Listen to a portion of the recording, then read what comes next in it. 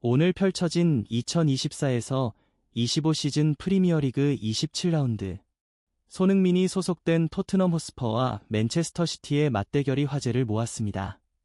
맨시티는 이번 시즌 리그 13승 5무 8패를 기록하며 5위에 올라있지만 성적만 보면 토트넘 13위 보다 나은 팀임에도 불구하고 올 시즌 최악의 부진을 겪고 있습니다. 최근 공식 경기 6경기 중 4패를 기록하며 극도의 부진에 빠졌고 아스널에게 1대5 대패, 레알 마드리드와의 맞대결에서도 2연패, 리버풀전에서는 홈에서 0대2 패배를 당하며 무너졌습니다. 특히 올 시즌 토트넘과의 맞대결에서도 프리미어리그에서 0대4 참패, 카라바오컵에서도 1대2로 패배하며 탈락하는 등 약한 모습을 보여왔기 때문에 이번 경기는 토트넘 호스퍼 스타디움에서 펼쳐지는 홈경기라는 점을 고려할 때 토트넘의 우세가 예상되던 경기였습니다. 하지만 손흥민을 선발에서 제외한 포스테코글루 감독의 결정이 어떤 결과를 가져왔을까요? 경기 내용과 결과는 팬들에게 충격을 안겼습니다.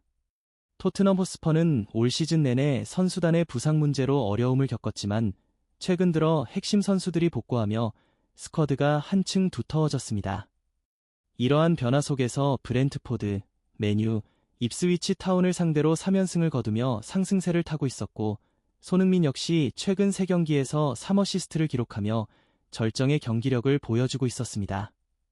이러한 흐름을 고려하면 이번 맨시티전은 토트넘이 자신감을 가질 만한 경기였습니다. 만약 승리를 거둔다면 중위권을 넘어 상위권 도약도 노려볼 수 있는 중요한 경기였죠. 그러나 포스테코글루 감독의 선택은 의외였습니다.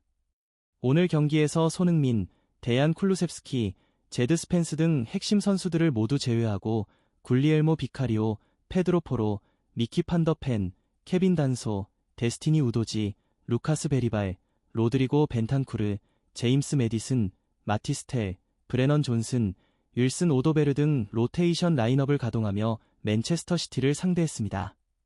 이는 향후 유로파리그 일정까지 고려한 선택으로 보이며 프리미어리그보다 유럽 대항전에 초점을 맞춘 선발 라인업이라고 해석할 수 있습니다. 한편 맨체스터 시티의 펩 과르디올라 감독은 부상 우려가 있던 엘링 홀란드를 결국 선발로 기용하며 에데르송, 마테우스 누네스, 아틀코디르 후사노프, 후뱅 디아스, 요슈코 그바르디올, 니코 곤살레스, 마테오 코바시치, 사비뉴, 오마르 마르무시, 제레미 도쿠까지 가능한 최상의 스쿼드를 가동해 토트넘을 상대했습니다. 토트넘은 맨시티를 상대로 홈에서 치르는 경기였고 중원 라인업만큼은 주전급으로 구성했기에 중원 싸움에서 밀리지 않는 경기 운영을 펼쳤습니다. 실제로 전반전 볼 점유율도 양팀이 팽팽한 흐름을 보이며 치열한 주도권 싸움을 벌였지만 최종 결과는 과연 어떻게 흘러갔을까요? 토트넘 호스퍼는 맨체스터 시티를 상대로 볼 점유율에서는 대등한 경기를 펼쳤지만 슈팅 숫자에서는 그야말로 압도적인 열세를 보이며 완전히 무너졌습니다. 이번 경기에서 손흥민, 제드 스펜스, 데얀 쿨루셉스키 등 측면에서 공격 전개를 담당하는 핵심 선수들이 모두 빠지면서 토트넘의 공격력은 사실상 마비되었습니다. 실제로 토트넘은 수비에서 공격으로 전환하는 과정이 전혀 이루어지지 않았고 하프라인조차 넘지 못하는 답답한 전개를 보이며 거의 모든 경기 흐름이 맨시티 진영이 아닌 토트넘 진영에서만 전개되는 모습을 보였습니다. 결국 맨체스터 시티가 토트넘을 완전히 가둬놓고 일방적으로 두들기는 경기가 펼쳐졌습니다. 전반 6분 마테우스 누네스의 크로스를 엘링 홀란드가 슈팅했지만 굴리엘모 비카리오 골키퍼의 선방에 막혔습니다. 하지만 토트넘의 수비진은 오래 버티지 못했습니다. 전반 12분 제레미 도쿠의 땅볼 크로스를 홀란드가 감각적인 슈팅으로 마무리. 결국 맨시티가 선제골을 기록하며 리드를 잡았습니다. 전반 20분 제레미 도쿠가 토트넘 수비진을 완전히 무너뜨리며 슈팅을 시도했지만 비카리오 골키퍼가 간신히 막아냈습니다. 전반 29분 첫 번째 실점 장면과 똑같은 패턴이 반복. 도쿠의 땅볼 크로스를 홀란드가 마무리하는 장면이 또다시 연출되며 토트넘은 속수무책으로 당했습니다.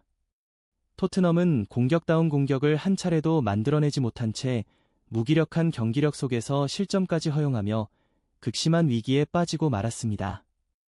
토트넘 호스퍼는 경기를 조율할 선수의 부재로 인해 손흥민과 대한 쿨루셉스키의 존재가 더욱 절실하게 느껴졌습니다.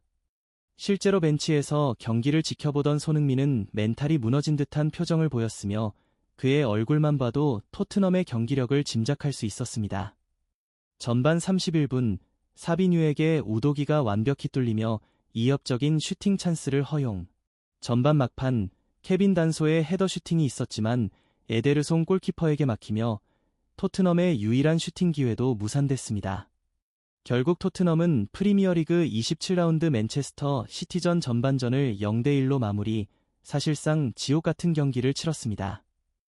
특히 마디솔 선수는 아스톤 빌라전 이후 모든 경기에서 최악의 존재감을 보였으며 측면에서 윌슨 오도베르와 브레넌 존슨이 상대 수비진과의 경험 차이를 극명하게 드러내며 무력한 경기를 펼쳤습니다. 손흥민이나 쿨루셉스키처럼 공을 지배하면서 플레이를 조율하는 능력이 부족한 오도베르와 존슨은 상대 수비를 흔들기는커녕 연계 플레이조차 매끄럽게 풀어가지 못하며 한계를 드러냈습니다. 뿐만 아니라 수비에서도 제레미 도쿠에게 농락당하는 모습을 보이며 대인 방어 능력과 공간 커버에서 심각한 문제를 노출했습니다. 결국 공격과 수비 모든 면에서 맨시티에게 압도당한 경기가 되고 말았습니다. 후반전 들어서는 전반전보다 나은 경기력을 보이며 결정적인 찬스도 만들어냈습니다.